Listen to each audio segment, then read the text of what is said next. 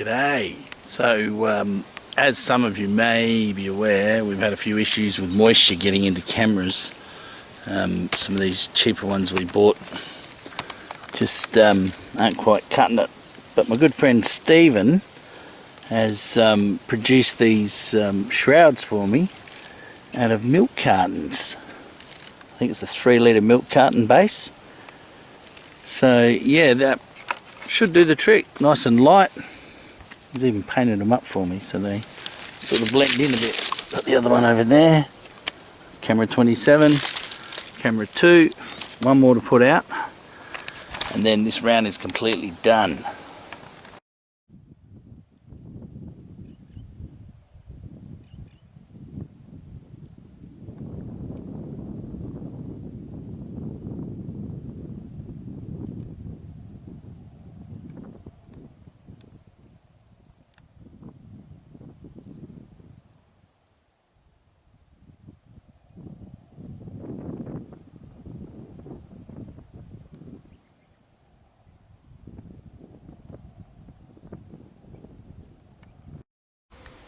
Looks like old mate's been busy again.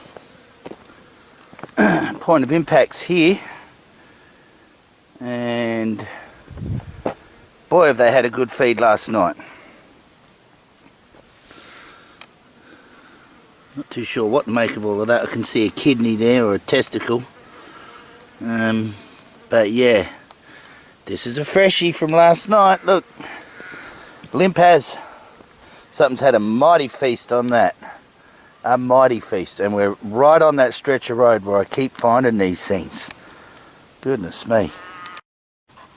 Somebody's just come back from chasing a wallaby. A little bit puffed, Jess. Oi. Cat got your tongue.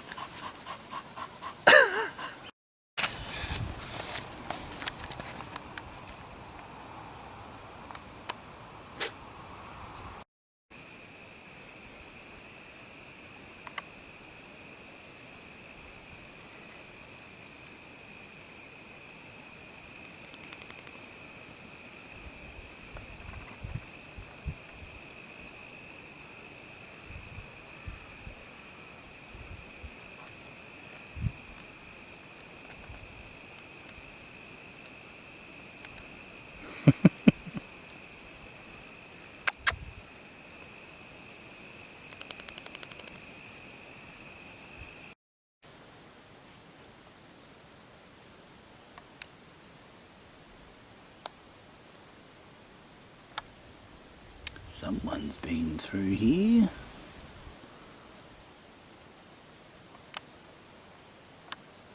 Rather large.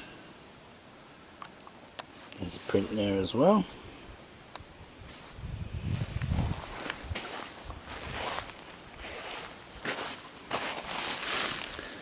Bloody big prints.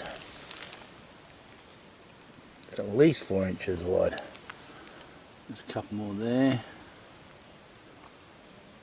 Been rained on pretty heavy though, but interesting.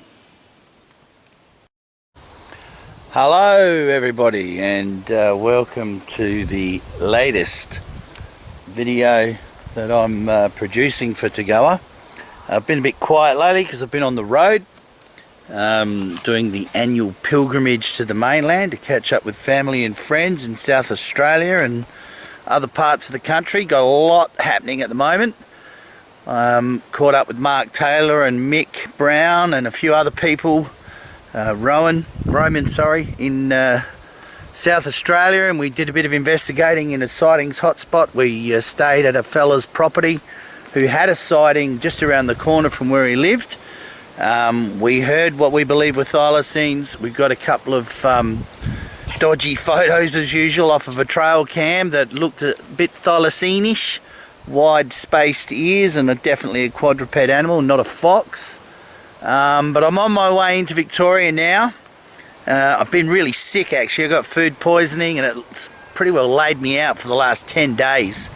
Ended up with a really bad case of food poisoning that produced dizziness and nauseous feelings that are still there. 10 days later I'm still not right, but anyway, I'm good enough to travel. I'm in some scrub here on the roadside, South Australia, Victoria, and parts of New South Wales. A lot of the interior used to be all mallee scrub. Obviously there's a lot of farming and clearing that's gone on over the last couple of 100 years, but anyway, there's still some great remnant bits of mallee scrub to be seen. This little patch here that I'm in on this roadside, this is broom bush here. This really fine foliage melaleuca. I can't remember the botanical name, but it's melaleuca something or other. This is what they used to make brush fences out of until the industry was shut down about 20 years ago because the plants became pretty rare.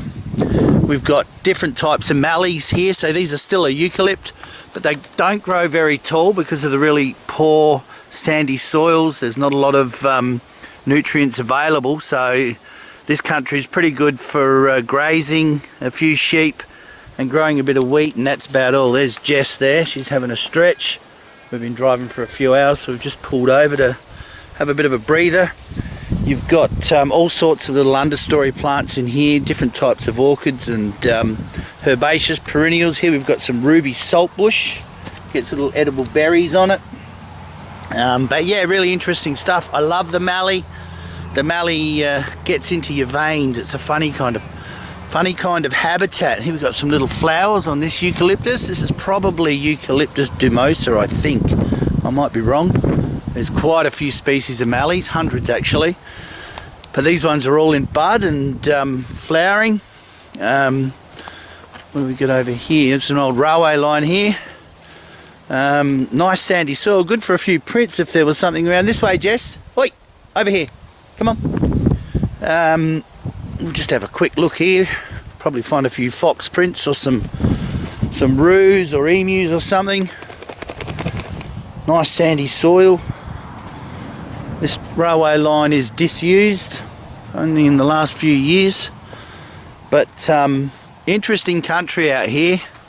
Lots of it left still. There's a massive conservation area not too far southeast from here called Alcock Conservation Park, named after the Alcock people that are the traditional owners of this country, that part of the world. Lots of wildlife endangered through these areas, unfortunately. Many of the animals are gone. There used to be a lot of burrowing bettongs and paddy melons and all sorts of things out here, bilbies, potoroos. They're all gone due to land degradation and feral predators that have been introduced, foxes and cats. But anyway, I'll keep in touch through this journey now. I've had a good break, had a bit of a week in Victoria on the way here and went through the Otway Ranges. There'll be a bit of footage from that and lots of other bits and pieces to keep you entertained. So I hope you enjoy it, and I'll be back in touch with you soon. Cheers.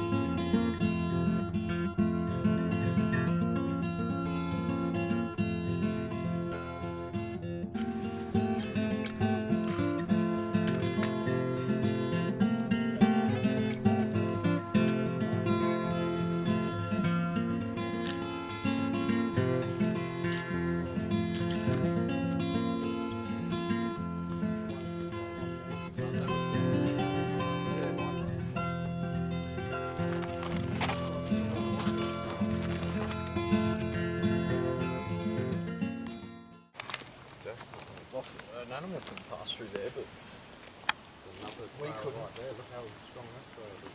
Yeah, that's all Some drosseras here. Yeah, look, there's Insectivorous plants. I can see that and know that that's which way they're going. Yeah. Insects stick to their sticky leaves. Do like that. And they absorb them. See a couple of little dead bugs just there. This actually isn't a bad spot, to be honest, right? Because this tree is solid. Yeah. You got Good evening. Here I am in sunny South Australia. We've got a beautiful sunset happening here. In the Mount Lofty Ranges, in some beautiful old native pines here. Calitris. And we got Jess. We got Mick and Tom gone through there. Mark and Roman have gone that way. And I'm going this way. We're heading towards Tom's sighting. Tom's had a sighting up here about a month ago. And out on the main road. And yeah, we're going to head out for a couple of hours and see what we can see.